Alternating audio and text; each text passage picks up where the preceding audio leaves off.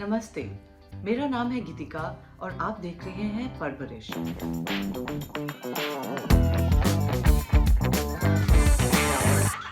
आज के एपिसोड में हम बात करेंगे कि आप अपने बच्चों को फेलियर्स और चैलेंजेस से डील करने के लिए कैसे सिखा सकते हैं। सिंपल सलाह में एक ऐसी सलाह जो आप जिंदगी भर यूज कर सकते हैं, जब आपके बच्चे छोटे हैं, टीनेजर्स में, और जब वो एडल्ट हो जाते हैं तब भी। और जादुई जुगाड़ में कैसे बच्चे रिस्पॉन्सिबल बन सकते हैं अपने स्नैकिंग हैबिट्स के लिए, जो वो मील्स के बीच में छोटे छोटे खाते रहते हैं स्नैक्स, उसमें आप उनको कैसे रिस्पॉन्सिबल बना सकते हैं कि वो हेल्दी चीजें भी खाएं। तो आइए देखिए।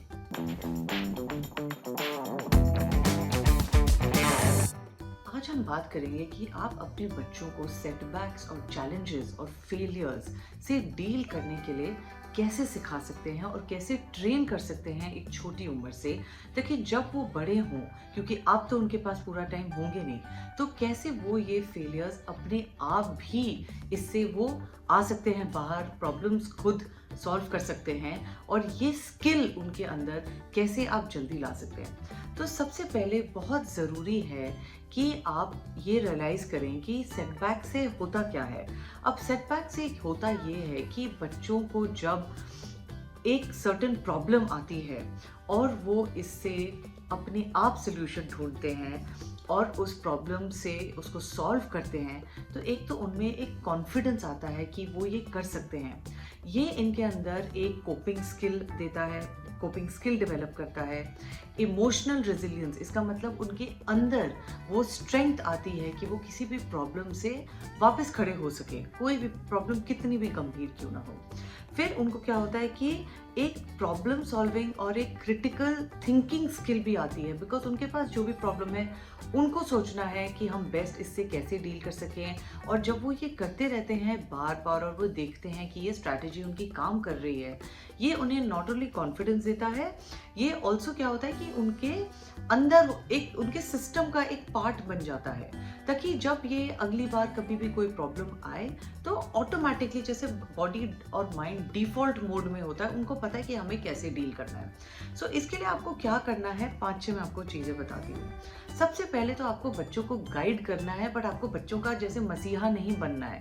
इसका मतलब हर बार बच्चे को कोई छोटी प्रॉब्लम हो, आप बिल्कुल दौड़ के उनके लिए प्रॉब्लम सॉल्व करने की कोशिश ना करें।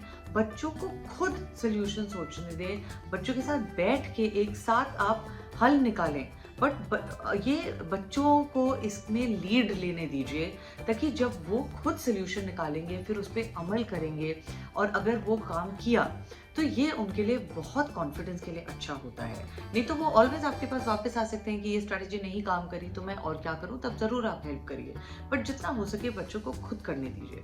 फिर एक और बात बहुत ज़रूरी है, जब आपका बच्चा कुछ चीज़ अच्छा करे, बहुत ज़्यादा बच्चे की प्रशंसा ना करें, थोड़ा रियलिस्टिक करें, बोले हाँ, और एफर्ट को आप प्रेज करें कि तुमने बहुत इसमें एफर्ट डाला, मुझे उस बात की बहुत खुशी है।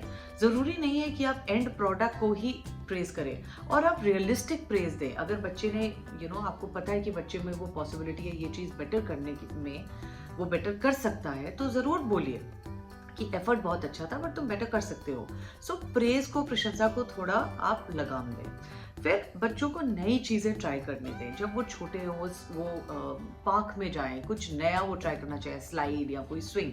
अगर आप उनको नई चीज़ ट्राई नहीं करने देंगे तो उसके आप पूरे इन्वायरमेंट को इतना प्रोटेक्टेड रखेंगे तो बच्चा गिरेगा ही नहीं। जब बच्चा कोई प्रॉब्लम उसके सामने आएगी ही नहीं तो बच्चा वो प्रॉब्लम सॉल्विंग स्किल कैसे सीखेगा। सो अगर बच्चा कुछ नया ट्राई करिए, चाहे वो फिजिकल हो पार्क में, या कुछ नया म्यूजिक इंस्ट्रूमेंट हो, या बच्चा कुछ सब्जेक्ट नया ट्राई करना चाहता है, या कोई लैंग्वेज या कोई एक्टिविटी, तो ज़रूर बच्चे को ट्राई करने दीजिए। पर बच्चे को ना ये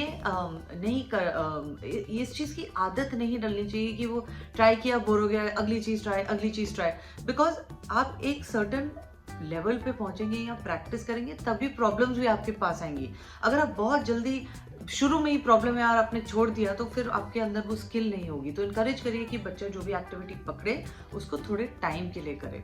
फिर एक और चीज़ बहुत ज़रूरी है, डिलेड ग्रेटिफिकेशन। इसका मतलब थोड़ी देर से एक चीज़ को उनको देना, उनको ग्रेटिफाई करना।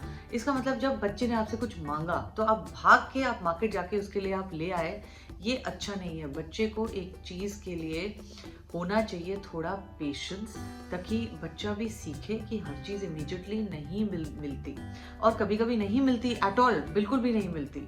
फिर क्या करेगा बच्चा? वो फेलियर या वो जो बच्चे को लगा सेटबैक, बच्चा उसको डील करेगा उससे, तभी तो वो सीखेगा।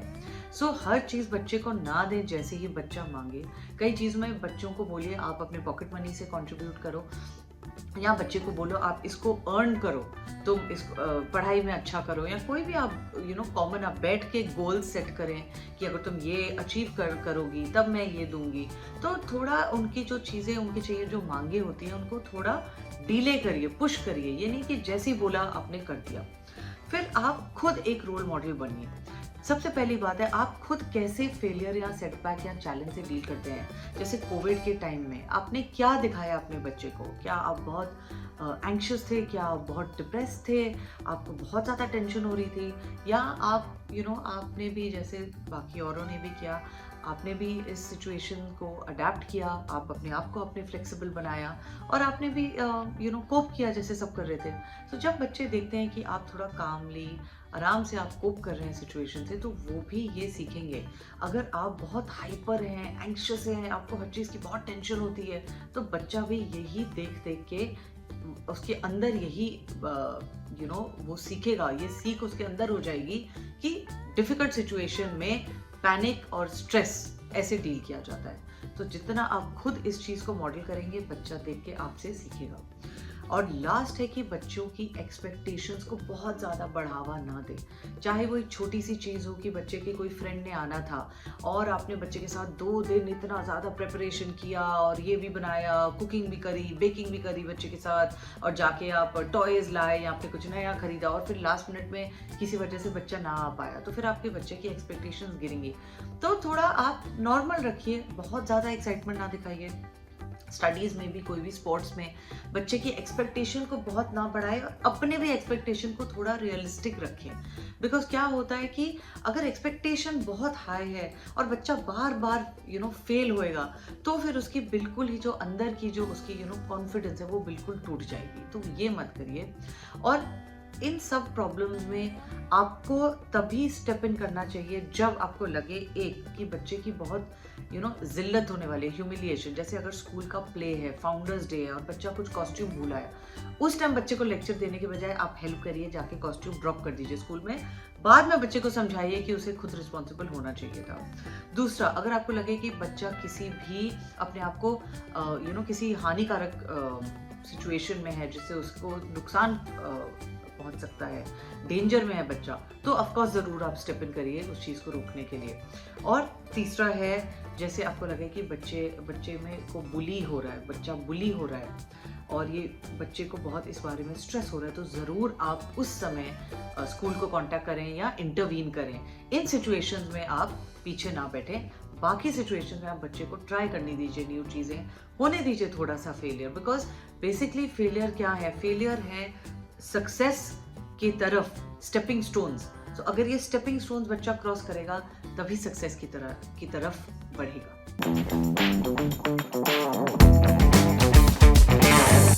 आज की सिंपल सलाह है, पिक योर बैटल्स। इसका मतलब आप जब अपने बच्चों के साथ डील कर रहे हैं, तो आप अपनी लड़ाइयाँ चुन के लड़िए। अब छोटी मोटी चीज़ों के अगर आप हर चीज़ के लिए बच्चे को टोकेंगे, तो कुछ टाइम में बच्चा चिढ़ जाएगा और आपकी कोई बात नहीं मानेगा, और फिर ये कम्युनिकेशन में भी प्रॉब्लम होती जाएगी और वो गैप बढ़ता जाएगा। अगर आपको पता है कि बच्चा थोड़ा कपड़ों में, या आपकी बेटी को एक्सेसरीज चाहिए, ये छोटी मोटी चीज़ें हैं, इन चीज़ों में आप इनफैक्ट उनको डिसीजन मेकिंग उन पे छोड़ें, उनको ये डिसीजन लेने दें, पर उनको एक टाइम लिमिट सेट कर दीजिए। अगर हमें कहीं निकलना है तो इस टाइम तक तुम्हें तैयार होना है। अगर 2-3 बार आपने देखा कि बच्चा नहीं हो पा रहा है, फिर आप बोलिए कि आई डोंट थिंक तुम हैंडल कर पा रही हो, तो मैं ही बताऊंगी क्या पहनना है। लेकिन अगर बच्चा हैंडल कर पा रहा है, तो बच्चे को अपने क्लोथ्स और शूज़ और एक्सेसरीज अपने आप चूज़ करने दीजिए। ये छोटा सा एक आपको बस एक उदाहरण है। या अगर बच्चे ने कुछ बुक इधर से उधर रख दी, आप समझाइए आपकी अपने चीज़ें नीटली रखनी चाहिए।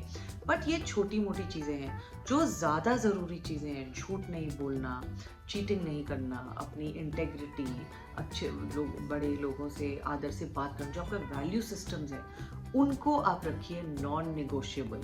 उन चीज़ को आप अपने बैटल्स बनाइए, लड़ाइयाँ बनाइए। छोटी-मोटी चीज़ों पे हर दिन की जो आम चीज़ों पे अगर बच्चे को इससे कोई हार्म नहीं पहुँच रहा, अगर आपको इससे कुछ ज़्यादा आपत्ति नहीं है, बेसिकली अगर आप सोचें तो क्या फ़र्क पड़ता है? जैसे मैं आपको एक एग्ज़ाम्पल देती हूँ, मेरी बड़ी बेटी के कान छिदे हुए थे, लेकिन उसने पिछले आई थिंक 1 डेढ़ साल से पहनना बंद ही कर दिया। तो पहले मैं उसको बहुत बोलती थी, क्या फ़ायदा? फिर जाके करवाओगे, पहनो इयररिंग्स पहनो, पहनो। फिर मैंने देखा उसको इयररिंग्स पहनने में कोई दिलचस्पी नहीं है, तो मैं क्यों ऐसी छोटी चीज़ पे बार-बार बोले जा रही हूँ? ये एक्चुअली कुछ इतनी बड़ी चीज़ है नहीं, अगर उसको करवाना होगा तो वो जाके करवा लेगी। सो फिर मैंने बिल्कुल ये बोलना ही छोड़ दिया। बिकॉज़ ये छोटी चीज़ों पे फिर नोक-झोंक होती जाएगी, तो ये लड़ाई बनेगी और फिर इरिटेशन होगी, और जब कुछ ज़रूरी बात होगी, उस टाइम आपका बच्चा आपको ऑलरेडी ट्यून आउट कर चुका है, वो सुनना ही नहीं चाहते आपकी बात। तो ज़रूरी चीज़ों के लिए आप अपनी लड़ाइयाँ चुनें, छोटी-मोटी चीज़ों के लिए बॉदर मत करिए। सो पिक योर बैटल्स है आज की सिंपल सलाह।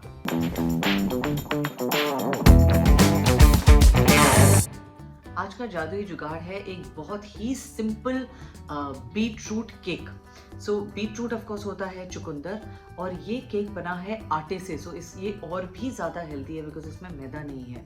और एक और मैं आपको बात बताऊंगी, आपको बच्चों से छुपा के उनको सब्जियां नहीं खिलाना है।